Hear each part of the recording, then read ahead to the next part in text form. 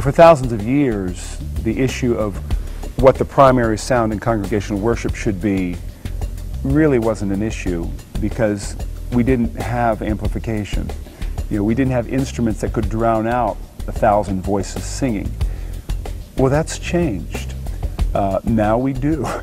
Now we do have sound systems that can literally drown out a congregation. I think that takes place in churches.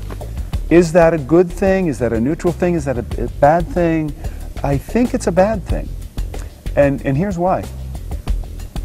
In Scripture, we have over 400 references to singing, over 50 direct commands to sing God's praise.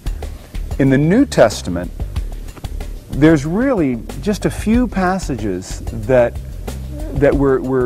indicate that we should use instruments in congregational worship. Now, certainly the Psalms are filled with instruments, but most often it's connected with singing. So it seems that God is saying, what I'm most after when you gather is the song that comes from the hearts of my people, which my Spirit has placed there. So what does that look like in a context where you do have amplification? I think we need to allow places for a cappella singing, a verse, a chorus. I think architecturally, if someone's building a church building, we need to think about, maybe we should allow a little bit of live sound here so that the congregation can hear themselves. The trend a lot of times is just to build an auditorium very dead so that the sound system, the sound engineer controls everything. Well, in a dead auditorium or dead space, you don't hear the singing very well. So that's a thought. Instrumental solos.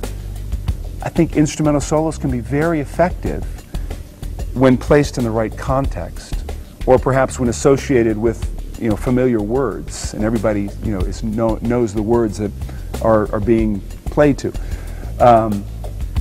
But long instrumental solos, strictly for the purpose of moving people's emotions, again, because music has such an influence on our emotions, we want to be sure that those emotions are Godward, that they're directed towards Christ, that they're directed towards His works and His worthiness, not simply the music. So we just need to exercise discernment and seek to find ways, creative ways, to instruct. And actually, that's another way we can